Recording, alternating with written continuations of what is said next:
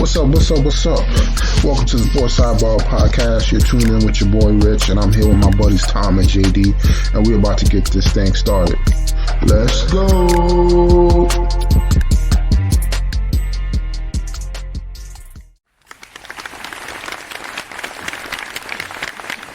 Let's get to it.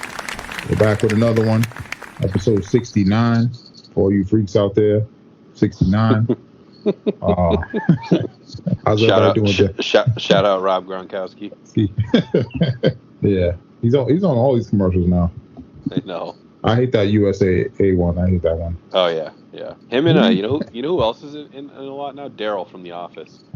Like he's in a ton of commercials now too. Yeah, but I don't mind him. The Gronk one. The Gronk one is. What do you mean I can't get insurance from USAA? I'm not a member. Like, no, get out of here. I mean, let's get right into it, man. We got week 16 of the NFL wrap up. We had Titans and the 49ers. Titans pull away with a win. Nothing too surprising there. But I heard Jimmy G's out with I think early tore his ligament in his thumb. Yeah, I don't think he's out yet, but definitely concerned there. He tore a UCL on his thumb. Tough to grip the ball, but yeah. So he's out. You know, I was actually. Felt like they came out and played well to start the 49ers, and I thought they were going to roll over the Titans, but the Titans fought back. It was good to see A.J. Brown back out there dominating, and it looks like Derrick Henry might be back in a couple of weeks. So that was a big win for the Titans. If they had lost that Colts win, the Colts could have made a run for the division, but it looks like it'll be, Titans got to win one of the next two to lock that up, and because they have a season sweep over Indy, but. Yeah, some concern over there. Jimmy G doesn't sound like it's going to be too long term. If anything, he misses this game, and he could be back for the next. Yeah, we're going to see though. I mean, Trey Lance has been sitting for a while. I mean, he might be hungry. They might ride him out for the rest of the year. I don't know. We're going to see what happens. Then we had the Browns and the Packers. I mean, I don't understand how this was a close game with Baker with 4 interceptions. I mean, I don't know what to say, man. I feel like the Browns should go in a different direction for quarterback. But you've been off the Baker train all year. Yeah, man. He's a small quarterback. Like, I don't mind small quarterbacks, but he's a small quarterback that's not like athletic at all, and he just turns over the ball a lot. Doesn't make the best decisions. By now, he should be at least like a game manager. I feel like when they don't run the ball enough, they shoot themselves in the foot when he has the ball in his hands too much. Mm-hmm. They still got a chance to make the playoffs, or I don't know if they can win the division, but I mean they're gonna have 2 division games left. I think they play the Bengals or the Steelers and the Bengals. So all of these teams are pretty much even matched right now.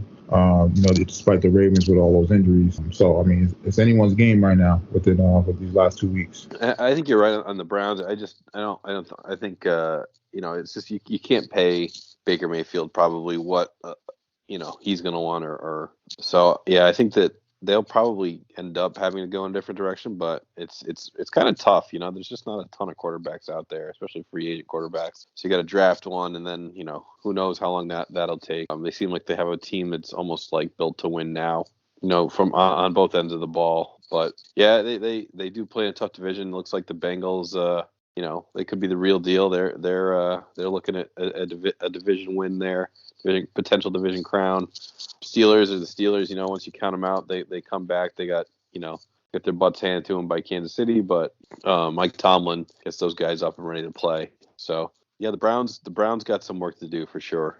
I don't know. Maybe they're getting into the Deshaun Watson race. That's possible. Yeah, it's possible. They aren't afraid to take those guys on. I mean, they took on Kareem Hunt when when he was after he got cut by KC. So yeah, for slapping bitches in the hotel. Yeah. And the lobby and stuff. So yeah, I mean, they're gonna have a lot to figure out this offseason, especially based on these last 2 games, if they can close anybody out. Mm-hmm. And like you mentioned before, the Bengals are looking like they're about to take over this division. Yep. No, totally agree. And then we had the Lions and the Falcons. Lions almost win. Maybe next week. Lions should have had this game. They were driving down to win the game, and Boyle threw a bad pick at the end of the game. But both ways. It seemed like neither team wanted to win the game. But Yeah, we're all here hoping for Detroit to win, Rich. Yeah, I mean, but we still got 2 weeks left. Yep. They've been picking it up the past few weeks, so I mean, hopefully they get another win in there because we got some crazy matchups this week and next week that might change things for us. So. Yeah, I mean, unfortunately there's the Jags are playing the Patriots, so I don't see the Jags winning, and fortunately for me, the Jets are playing the Buccaneers, so and then they finish with the Bills, so I think the Jets are kind of locked where they are. Yeah, but I mean, their pick can only get better, I think. Yeah, but I mean, you got a chance for your second pick to get better because you got the Lions and the Seahawks. Yep. So if the Seahawks lose, and the Lions win, then it's a win-win. Yeah, it's a win-win for you. So yeah, if you can go on to get into it, but that was a big win for Chicago. I know you weren't happy, but Chicago going for 2 at the end of that game there to win it. I was a big fan of. Yeah, I'm happy they went forward and got it. They need some kind of hope in that city right now with the way these teams have been playing. But I rather the game, the Giants versus the Bears, and they won it that way against us rather than somebody else. Because then now if they win this game and they beat us, then that's gonna bump our pick from like 8 to like 10. So and then all these stupid mock drafts got us trading up to get the second pick, but to get that, I mean, you're giving up like 3 first rounders, and I don't want to do that. Yeah, no, agreed. Especially since it's not a quarterback. I mean, then we had the Colts and the Cardinals. The Colts win despite COVID players out. They're looking like a good team too, but I mean, it's going to be interesting to see if the Titans catch him because your boy Wentz is out for COVID protocols. But since they shortened it, I mean, he still might be back for the game on Sunday anyway. So. Yeah, well, the Titans are still in the lead, so they still have the division lead. Yeah, the Colts are right there. Wentz being out, it sounded like Frank Reich reached out to Philip Rivers to see what's going on there. Kind of interesting. I thought you were about to say the CDC. Yeah, that too. The Cardinals are kind of flailing here. I think everyone kind of knew that this was a possibility. That they would kind of flounder down the road here, but.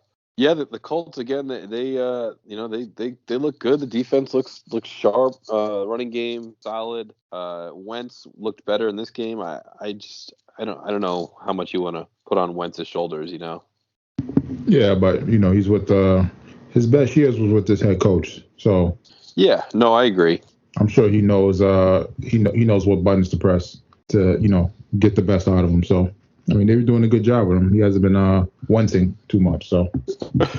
But yeah, no, they shortened the protocol to 5 days, and Wentz, he could potentially be back. I know I was talking to one of my friends in the gambling world, and the line swung big time, and Wentz went out. I think it swung almost like 6 points, and he's like, I don't get it. When Rodgers was out, the line only swung like 3.5. You're telling me Carson Wentz is worth 6 points, which I'm with him. I had a hard time believing that, especially against the Raiders. Yeah, because the Colts have been doing it with a bunch of no-name quarterbacks ever since Andrew Luck left. So this is what I'm saying. Like I just don't see Wentz being worth 6 points on a line, especially against the Raiders at home. Yeah, maybe they're basing it off of his past performance against the Raiders or certain matchups. But against the Patriots, he was 5 for 12 for 57 yards. So hand the ball to Johnny Taylor. Yeah, he's gonna be running for another 100 yards. I wish you could redo fantasy football. This is crazy. You mentioned your Jets and the Jags. The Jets do the unthinkable, and they win. They tried to give it to the Jags at the end, and Trevor Lawrence couldn't finish the deal. He brought him all the way down, got him down to the 2-yard line, first and goal in the 2. And the Jets put up a 4-down stand. Yeah, I really do hope the Jags go offensive line. I don't want them to go defensive end. They need to protect Lawrence, man. Oh yeah. He's got no time back there. I watched. I got clips of the game, and he's just constantly running for his life. Yeah, and they got some great tackles coming out. So, or maybe they just move. Maybe they just move back in the draft and they'll pick up more picks. That'll be the smart thing to do. Yeah, but they could do that too. We'll have to wait and see, man. Then we have the Giants and the Eagles. Giant. Nothing else to say there. I thought they I don't know. I thought they keep it relatively close. I don't think the Eagles are that good. But Yeah, I mean, that's the thing. They're keeping it close because their defense is playing good, but then at some point in time, that defense gives out. it just And then breaks. now, yeah, I mean, because the offense, offense is quick 3-and-out, 3-and-out, 3-and-out. So as a defensive player, you're getting back on the field so quick. It's like, damn, I don't even got time to breathe. No, you're right. And then the Eagles are like one of the best rushing teams in the NFL. So they're going to run the ball. That's going to eat up a lot of clock. It's going to keep the defense on the field a longer periods of time. At some point in time, the defense is just going to give out. But I like the way the defense is playing. I mentioned it before. They do need some more pass rushers, and then some more help in the secondary. So I think they need safeties. I would go one of the safeties with the second pick, and the first pick go a defensive end pass rusher. So there's a lot of that at the top of the draft. There's pass rushers, O-line, and cornerbacks up there. Yeah. As I said, I don't think there's really any need to like try to move up based on some of these mock drafts we'll see. I think you just want to let players just fall to you. I feel like you can get a good defensive end and a good safety. The safety might go quick though because he's a big guy, 6'4". They say might go in the top 5. So I don't know if you're going to go safety first and then the defensive end later, but because the top 2 are going to be off the board quick. And the third guy is arguably probably supposedly he might be the second best defensive end, supposedly, because they say he dealt with a lot of double teams, has a high motor, but he did come off an injury. He didn't have like crazy numbers. I think he had like 7.5 sacks this year, but the year I think in 2019 before his injury and COVID, he was killing it. He had like 21 tackles for loss. So I mean, they're all the top 3 guys are pretty much all around the same size, like 6'5", 6'6". It's like 250, 270. So you can't really go wrong. But we're gonna have to wait and see how the chips fall. Yeah. It's really gonna be like need based and who's up there at the top of the draft. Yeah, but I would just love to get like be in a situation where you get back-to-back picks, so it's not a chance for one of your guys to fall off the board. Yeah, no, I hear you. Yeah. Then we have the Bills and the Patriots. Bills get revenge, smack up the Patriots. They take the league and the division, so they got the tiebreaker. It's gonna be interesting to see if the Pats can try to catch them, or if the Bills keep their foot on the gas these last 2 games. Yeah, it's really up to them. I mean, the Bills got the Falcons and the Jets, so there's no reason that they can win both games and take the division, and get some home field up there in Buffalo. Yeah, I thought they looked. I watched most of this game. I thought they looked pretty good. Josh Allen looked poised. He made some big time throws. Patriots defense got gashed a little bit again. Second week in a row. It just didn't look. I don't know. They just didn't look ready to play. Really, I felt the offense was for the Patriots was okay, but again, felt like where Josh Allen was making some of these big throws and converting these longer third downs, the Patriots just weren't getting it done on third down. Oh yeah, but I mean, you can see the potential in the Patriots. Oh, for sure. Yeah, no, I agree. But you can tell they're not quite there yet. They're a few offensive weapons away from being really explosive. Yeah. And they always do a good job of rebuilding that defense. When players leave, getting players that step up that you never heard of before on that defensive end, because they play a great system. But it's going to be interesting to see if I was thinking about this the other day. Like the Jets are in the second toughest division in the NFL when you think about it, because 3 of the teams in the division are possibly in the playoffs. Yeah, they could be. It's never been an easy division, but it's definitely not getting any easier. That's for sure. Miami won again. Unfortunately, probably it's going to be Miami or New England that make the playoffs, just because they got to play each other in the last game of the season. And I just looking at the different matchups, it's definitely going to be winner's going to go to the playoffs, loser's going home. But they definitely have 3 playoff caliber teams that they're going up against every year. Yeah, this is the closest it's been in years, as far as teams that are possibly in the playoffs, teams that are possibly out. It's pretty much like a game separation, pretty much between the Patriots, the Dolphins. Who else? I forget who else was in there. It's at the 6th spot Patriots and Dolphins are in right now, 6 and 7. But again, they have to play each other. So you have the Chargers, Raiders, Ravens, all at 8 and 7 too. Yeah, that's what it was. Those teams are pretty much all. Everybody's a game apart, and then the Browns and the Bengals are right there too behind them. So, the Bengals are 3-hole right now. then Browns and the the three. Steelers are right there, and the Oh, okay. Broncos. Yeah. Yeah, so I mean, it's pretty close. It's gonna be a shootout. I like this time of the year because this is when, like, when they get down to the last week and it's like, oh, the Titans make the playoffs if the Browns lose, and then this person wins, and like that, you're like, oh yeah, this is gonna be awesome. Oh, and the Dolphins have to play the Titans this weekend, so there's some big games weekend with the Colts and the Raiders, and the Dolphins and the Titans. The Dolphins can take down the Titans, the Colts can beat the Raiders. Things could get a little interesting. Yeah, that's what makes week 18. Especially like that last week, that's when you really pay attention to the games, because when they tell you that this team can make the playoffs, or this team loses and that team wins, and then that team ties or loses, he's checking. Oh, you're going crazy going back and forth between those.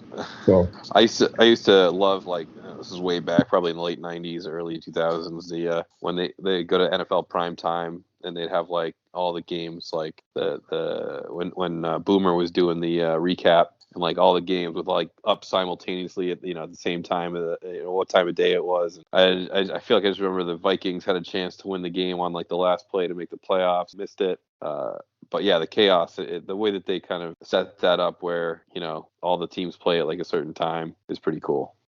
Oh yeah, missed the NFL primetime. I mean, I feel like I think it still comes on, but it's not the same. It's not the same. And it's like a different time too. It's like it's not the same time as it normally was after the last game, like on Sunday, or the like in between the last game, like the Sunday night game and the like the midday game. So yeah. Then we got the Bengals and the Ravens. Joe Burrow, we talked about it. Looked like the real deal. Those for another 525 or something like that, some crazy number. Yeah, some crazy. So yeah, unfortunately, the Ravens didn't have their top two quarterbacks. It would have been interesting to see Huntley out there with the Bengals against the Bengals and Burrow. But yeah, Burrow went for 525 and 4 TDs. Josh Johnson held his own for a while there. I mean, as much as you could expect a third quarterback to do. And then Joe Mixon doing his normal thing, grabbed a touchdown, a receiving touchdown as well. So he lightened up, and then T. Higgins had a huge game.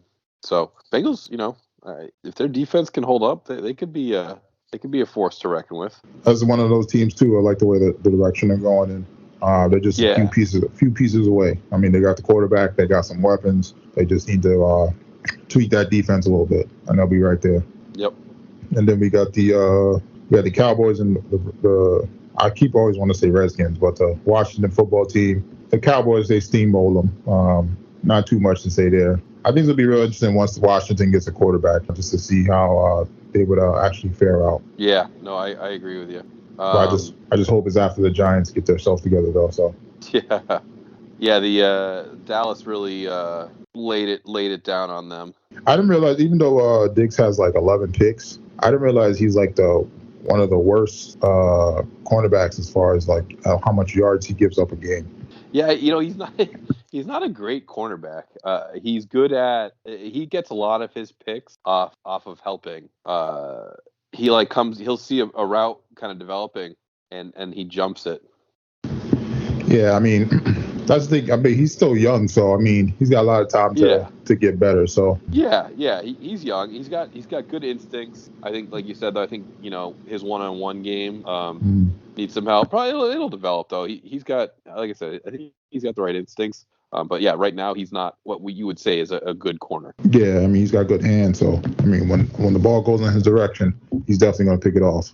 He used to be a receiver. Yeah. Then we got Week 17 coming up. We got the Giants and the Bears. It's a trap game right here. We're at a lose-lose situation. Trap game for who?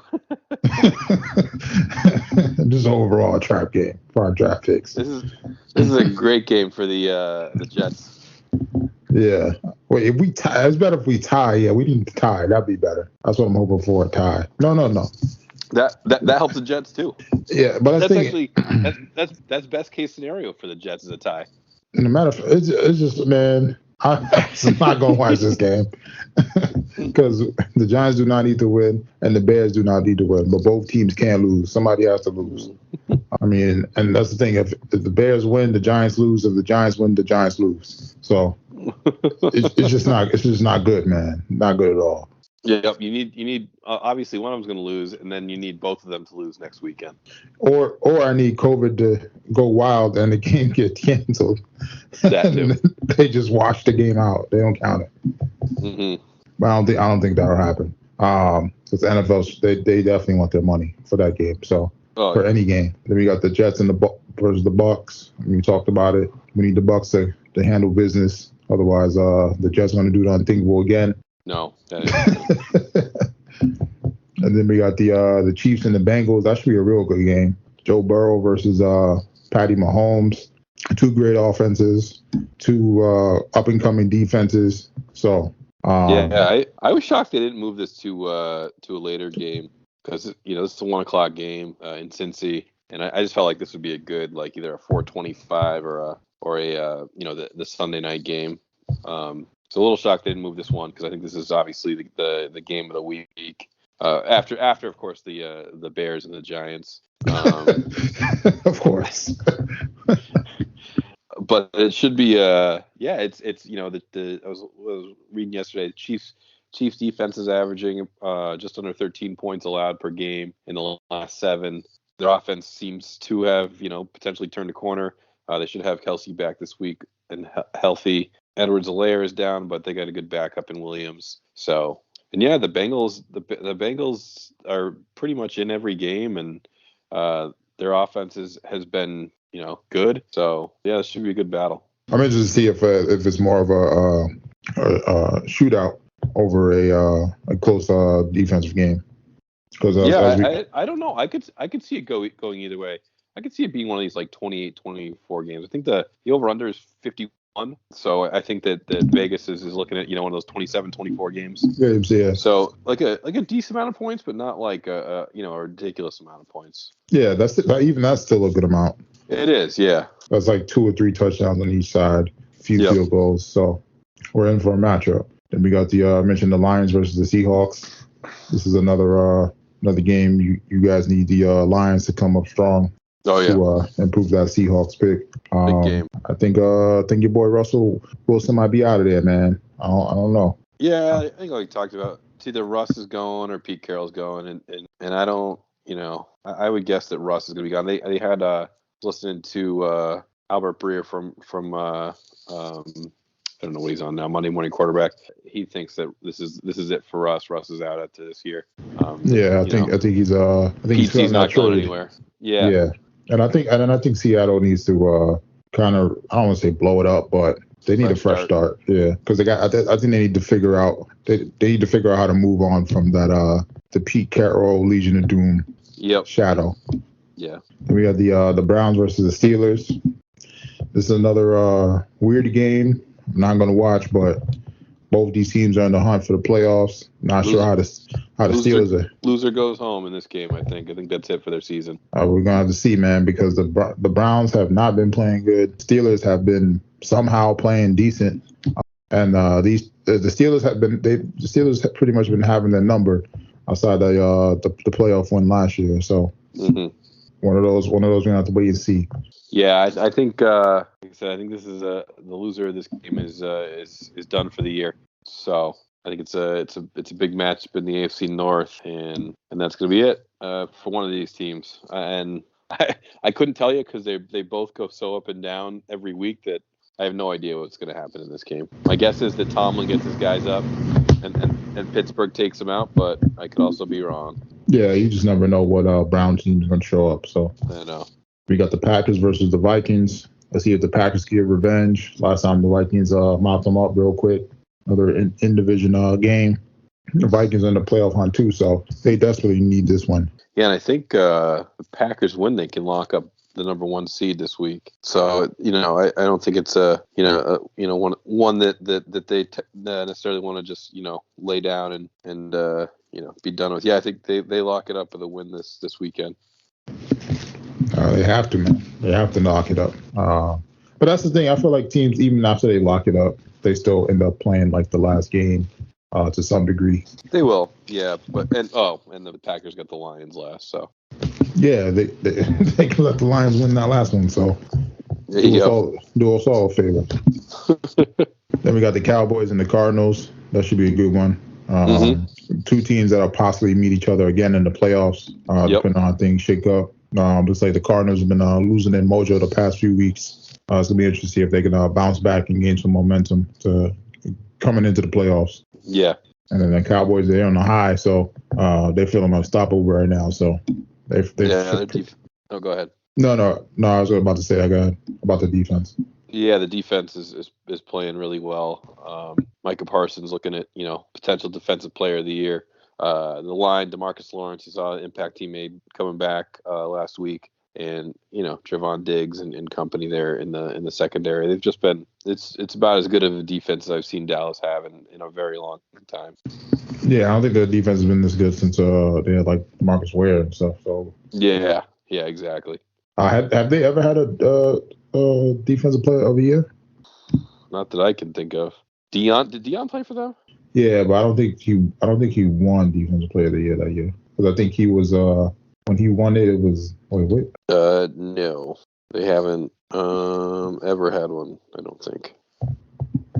Oh, so I mean, this could be Harvey Martin, 1977, defensive end. Who? Harvey Martin. Exactly. Only Cowboy to ever win defensive player of the year. Yeah, that's crazy. Yeah, Dion won it in 94 with the 49ers. Because I was trying to think, was that before he came over? Yep. So, yeah. So, I mean, this could be their first one in a while. Possibly the best pick of the draft. Mm-hmm. The way he's playing. So, I mean, it's his first year. So let's see if we can keep it up.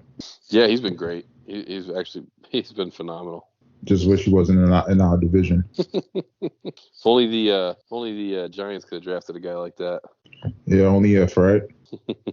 Freaking Dallas and freaking Philadelphia. Oh man. Hold on one second. And then I think that's it for the NFL. I don't know if you want to get into the mock drafts or anything. Yeah, we can hold that out.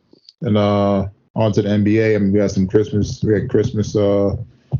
pretty much passed. We had the Christmas Day games. We had the Hawks and the Knicks. Knicks won. There was no Trae Young, so I'm not going too crazy over the win. Even though Kemba had a triple double, we did hit a sane amount of threes, which is kind of scary because I don't think that's something that's going to be happening every night. We're not the Golden State Warriors, so. And Obi Toppin had the between the legs dunk to close it out. Yeah, I mean, I like the direction. I like the young talent the Knicks have.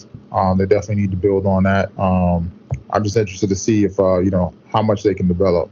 I wonder if when they decide to move on from Julius Randle, if Toppin will be able to step up into that spot, or and as well as just to see how RJ develops. He does need to work on that right hand. He is the lefty king. So, but I mean, we're probably going to get Zion in a few years. So I don't know if Toppin can play the center. So that'd be a wild little dunking contest right there. Yeah, it would. Then we had the Celtics and the Bucks. The Bucks came back, man. What's going on, man? How you guys looking to get back in the game? This has been a problem with the Celtics all year, is that they played bad in one quarter and it cost them the game. Fortunately for everyone, in these last two games against the Jazz and the Bucks, it was the fourth quarter where they blew a 20 plus point lead. Against the Jazz, I think it was 16, something like that. But yeah, I mean, you're not going to go anywhere when you're blowing leads like that. And I don't know.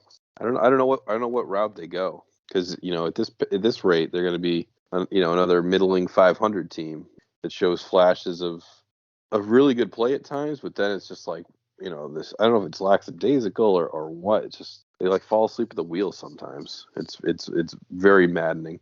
Do you think it's time to break up the Brown and Tatum tandem? I don't think so. But again, I don't know how you can get one of those more veteran type stars without giving up something huge. I think their bench is really lacking, and the draft picks have killed them. I mean, Nesmith has been better as of late, but they go to the bench and it's just They just get smoked. And I know that Udoka's trying to I know Tatum's out with the COVID, but they're trying to break up their breaks a little bit, so one of them is on the court basically at all times. But it's been brutal. Maybe you guys do Brown for Dame. Maybe try to get another piece in there. Yeah, maybe. I mean, that's one route to go. It doesn't sound like that Dame really wants to leave Portland, though. He wants someone to come to him. Yeah, but Portland's not trying to pay him, so no. So somebody's got to go, and the team always wins. So this is true. Then we got the Warriors and the Suns. The Warriors take care of business. It's crazy how much a year makes. For those players a lot of those players that they had last year still on the team, how much they developed and got better from all that playing time last year. Mm-hmm. Yeah, and they still got some pieces coming back. So. Yep, and you got healthy Steph Curry. Clay will be back soon. Next week after. And yeah, they should only get better. And they're the best team in the league right now. So this is probably the deepest we've seen them in a long time. Oh yeah. And I feel like they're deeper than even that championship team the championship teams they had. So. Mm-hmm. Yeah, top to bottom. I mean, I don't think they necessarily have anyone that's outstanding outside of Steph, but I think that they're pretty well balanced and solid. And Jordan Poole's been huge for them. Wiggins has picked up his game. Draymond is Draymonding, and their big guys are serviceable. So it's been nice to see. And Steph, doesn't seem like he has to shoulder the huge load every night like he was last year. Oh yeah, which is great for him because come playoff time, he's gonna be their go-to to go for those runs. So. Yeah, it gets a little harder there in the playoffs. Oh yeah, things slow down. So you got to be prepared for it. So then we had the Nets and the Lakers. No KD, but no win for the Lakers, man. The boy James Harden went back to old form, going buck wild and triple double, and they could not stop him. Yeah, he's stepped it up lately. Since half the team's been out on the Coco list. Harden returned to old Harden, it seems like. But yeah, the Lakers are struggling clearly right now. For last night, I think that they had a 5-game skid going. First time on any of LeBron's teams that he's lost 5 in a row. So they're a little bit of a mess, and the Nets are just kind of trying to survive while waiting for Durant and everyone to come back, which should be here shortly. And now they got Kyrie back part time too. Yeah, on the away games. It's gonna be interesting once the playoffs come around. How much he plays, how much he doesn't play. Yeah, well, it's also going to depend on New York too, right? Like if New York if everything kind of starts, who knows what's going to happen. But if New York doesn't require vaccines to be in indoor arenas, then he can play again. So that's really a New York thing, not a team thing. Oh yeah. Sounds like the CDC is about to get paid again, so Kyrie can play some of these games. Then we had the Mavericks versus the Jazz. I mean, the Jazz, they beat up the Mavericks. It was still a good game, even though there was no Luka. Porzingis played good, but I mean, the Jazz have been slowly creeping up there, man. Yeah, they're solid. Again, I feel like it's like a team that just kind of gets overlooked until and I don't. I kind of get why they're overlooked because you get to the playoffs and they kind of fall apart. But again, they're up there. They're going to be probably a top 4 seed again, and they're playing good basketball. So yeah, I mean, if you're a Jazz fan, you're loving it. If you're everybody else, you know what's going on in Utah. Yeah, but I mean, they're kind of like those small market teams. They're like they become like Spur-like. Mm-hmm. But I mean, even though Spurs were a small market team, they would perform in the playoffs. So you were always aware of them. While some of these teams that just fade out in playoffs. Yep. So I mean, once they make that transition to go deep in the playoffs, it's gonna be interesting, man, to see how far Spider can carry them into playoffs, because the West is stacked. It is. Yep, it is again.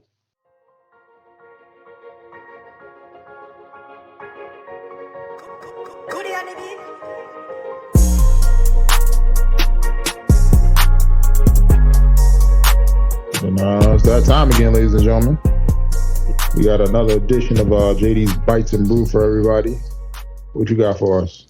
All right. Well, tonight we're gonna go with leftover Christmas leftovers because having cooked a bunch of food on Saturday. I'm gonna do what's your favorite leftover meal. So I'll go with what I've been doing. So we made a prime rib on Saturday, and one of my kind of favorite things to do is to for like breakfast or lunch is to like cut up some leftover meat. But for this one, it's a prime rib fried rice. So taking some white rice that we made, tossing it in the pan, a little butter, getting that sizzling, throwing some onion, mushroom, pepper, and then taking the prime rib, dicing that up about 5 or 6 ounces, tossing that in the pan, throwing a little soy sauce, covering that up with some soy sauce, letting that get nice and fried, and then throwing 2 eggs in there, scrambling them up, toss them in around the fried rice, and then get that all mixed together, and then throw it with a little side of barbecue sauce to mix in, and get yourself a nice, refried rice prime rib. Oh, nice. I figured that'd be something right up your alley, Rich. Oh yeah, I mean you can't go wrong with prime rib, man. Yeah. And barbecue, man. You just can't go wrong with that. No. Do you is yours like falling off the bone type, or is it yours more? The one we got this year was it was a boneless one. Okay. So still had the like 3 or 4 nice ribs on the bottom, but it was all boneless. Last year I did the bone in, and it was you could slide the bones right out pretty much. Oh yeah, that's great when it falls off the bone. Oh yeah, nice and juicy. Mm-hmm. Oh man, mouth watering right now with a rib. I haven't had ribs in a while, man. Oh yeah, I only really get them come barbecue time or summertime. Or Christmas, or maybe sometimes Thanksgiving, but it's not something that's on the everyday menu. We definitely can't go wrong with the ribs, man. Yeah. So what's your favorite leftover Christmas meal? I don't know, man, because it's kind of like I feel like it's like Christmas is like Thanksgiving light. Yeah. So I mean, this year it was my Christmas got canceled because of COVID. So went over to my mom's house, and then my dad wasn't feeling good, so he got tested. He was positive. Then my brother was positive. My mom was positive. So I was like, oh man, I gotta get out of here, man. I'm not catching COVID again, man. So we moved our Christmas to like the 15th. We were supposed to do like a white elephant. Oh, nice. So we're gonna wait to do that. But I definitely took some food home. Took a bunch of food. I had already cooked. I had made some macaroni. Had pulled pork sitting at home already from Christmas Eve and stuff. Mm-hmm. That I'm still snacking on. Nice. And then she made a bunch of like these chocolate chip cookies. I took those. Took some seafood. I took what else? Took some ribs, some rice, some lasagna, and I think might have been 1 or 2 other things I took in there. I think it was like some cake or something. But it was a lot. I wish I would have took more, man. Yeah. It's either I feel like it goes 1 of 2 ways. You either take a lot and you don't, after one refresh, you're like, yeah, I'm kind of done with it. But then sometimes like you don't take enough. Like, man, I wish I had some more of that to heat up. Yeah, I think it's always better to take more than needed, just in case. Because you never, because it lasts like a few. So what the hell? He's already frightened and horrified by the earlier homicide of Alameda. My Netflix just started. Hold on. Yeah. So because you never know. It could last you like for lunch, dinner. You don't have to cook. It's something you just heat up real quick. Yep. And get to it. So, and then what you guys drink that down with? All right, so we got a beer from, and this may be our last beer for about a month or so. As we're gonna lay off the beer for January. So we're gonna get our beer review is gonna turn into a seltzer / mixed drink review, for a month. But the beer this week is one out of Treehouse. It's called Honey. It's an interesting beer because they use they actually use quite a bit of honey in it, which you can do with beer because it's a sugar. Mm-hmm. And it helps create, the alcohol. The yeast eats it. Okay. And it usually ends up with like a little bit of a different flavor profile. But this one clocked in at I think like an 8.2%. I felt like it was hot pretty similarly to other Treehouse IPAs, but it did seem to have a little bit of a sweeter taste to it, which was, it was fine. Again, like their hop profiles aren't very different, and they use kind of a similar malt, but I felt like having the honey in there was a nice touch. So I'd say I'd give it like a 7.7. Oh, nice. That's pretty good though. That's almost 8. Solid beer. I feel like anything over a 7.5 is a solid beer. Yeah. Especially when you get the closer you get to 8, or even when you get into 8, can't go wrong with that. No, I agree. Is that what's one of the, do you guys make any like special Christmas drinks, like holiday drinks or anything like that? So we had Aperol spritzes this year, Italian drink. It's a prosecco with Aperol liqueur and club soda. Okay. So trying out something new.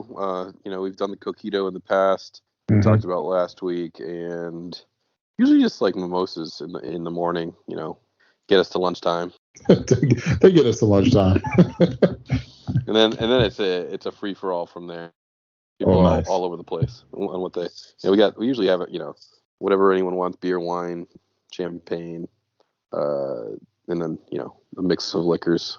Yeah, man. It's just that's the good thing about the holidays. They have certain like foods and drinks come out that normally aren't around during a normal time of year that you get to indulge in.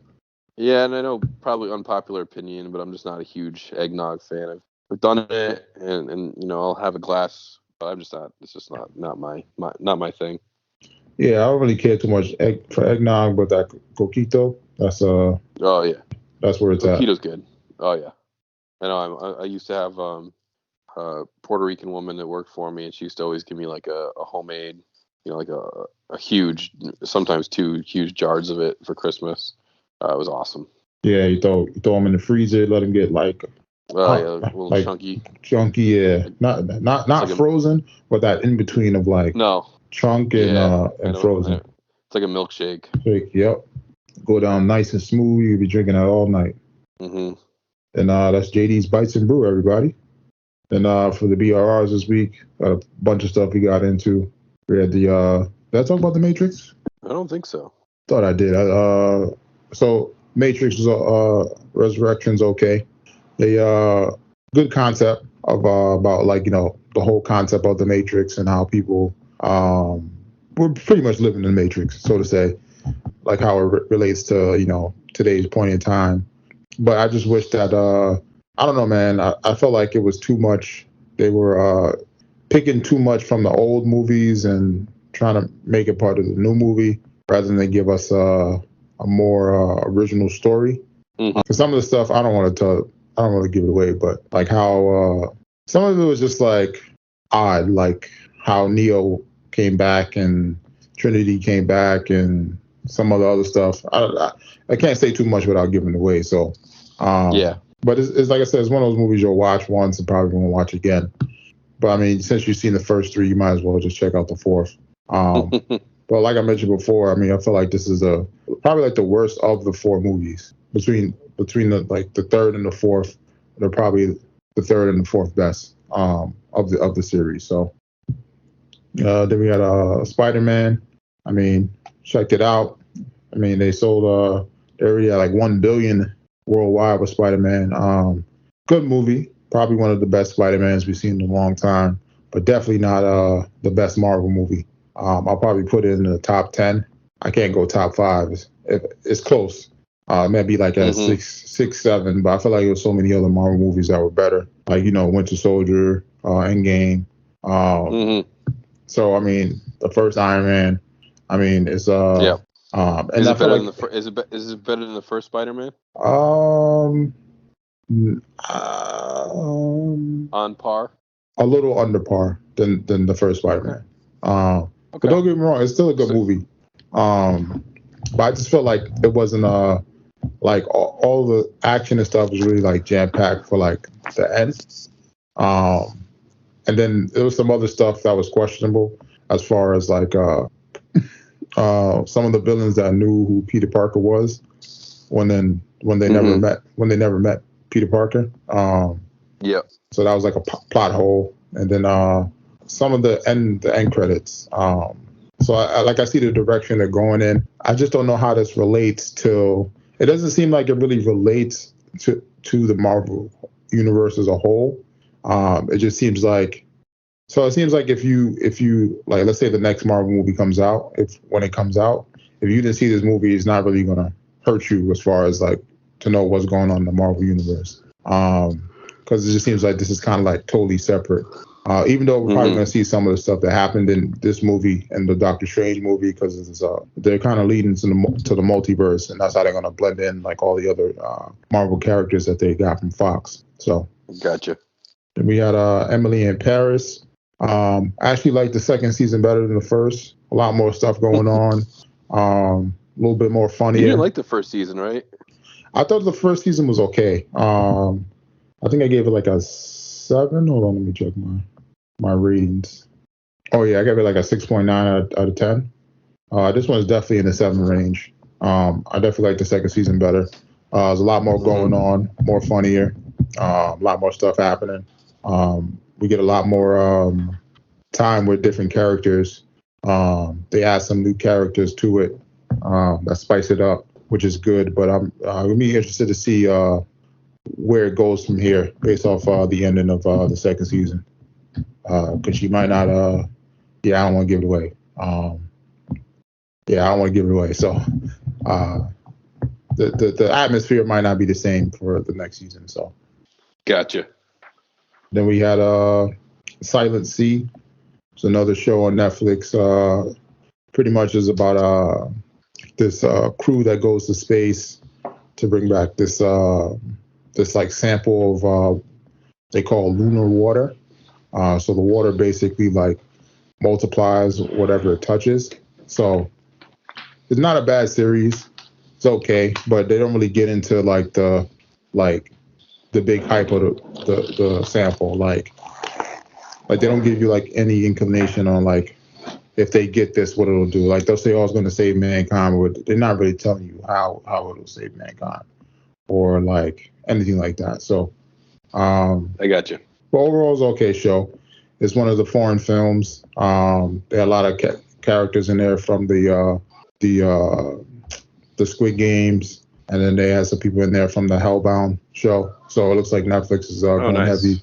Yeah, it looks like Netflix is going heavy on the Korean movies and TV shows, as well as the other international shows, to create that diversity. So it's not only American stuff. Because I don't think any of the other like streaming services really have an international like selection like Netflix does. So then we had so like that Silent Sea, I'll probably give it like a 6.5 out of 10. Okay. Emily in Paris, it's the second season, I'll probably go with like a 7.4. Spider-Man, if I had to give it out of 10, probably give it a 8.7 out of 10. Nice. The Matrix, I'll probably have to give it like a 6.5 out of 10. And then we had The Encounter. So the movie starts off as like this guy going back to save his family because he thinks the aliens are coming. But then come to find out he's just like suffering from like pretty much PTSD because he's a soldier that came home from war.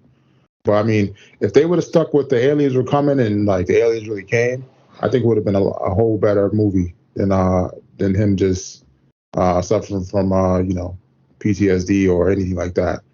But yeah, and then the way it ended, it wasn't really like a ending. It's just like he got caught and hugged his son, and then that was it.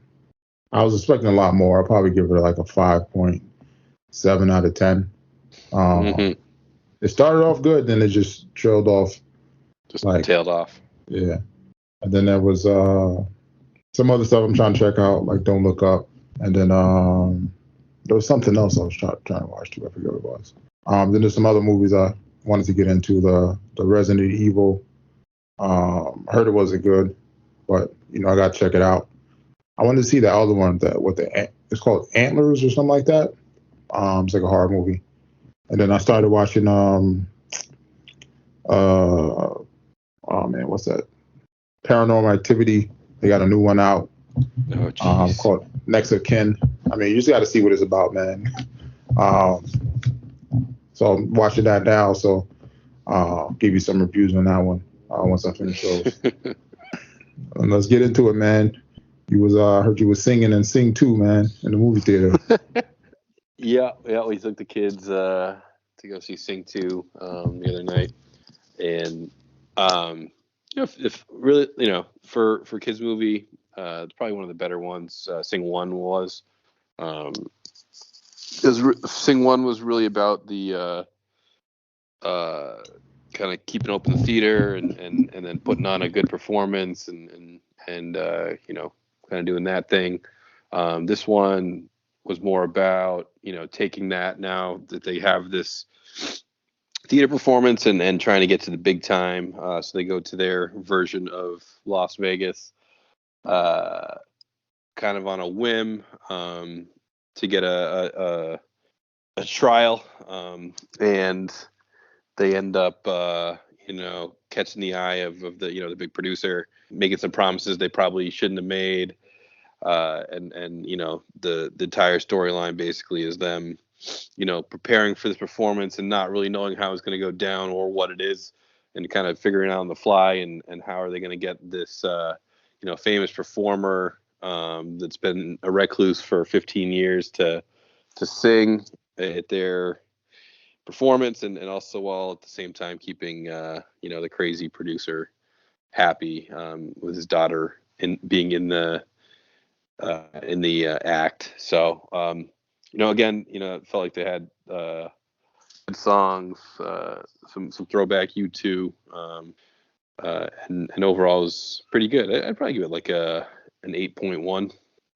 Oh, nice. You said you thought it was better than the first one, or you liked the first one more? I don't know. They were a little different. Probably like the music better in the second one, but probably still like the first one a little bit better. Okay, definitely have to check this out. It's worth watching. I did like this first one though. Yeah, I like when they do like the singing songs and stuff. Especially when it's like new stuff. First one, you like this one. Yeah, you like this one. Yeah, so I'll have to add that to the list. Stuff to watch.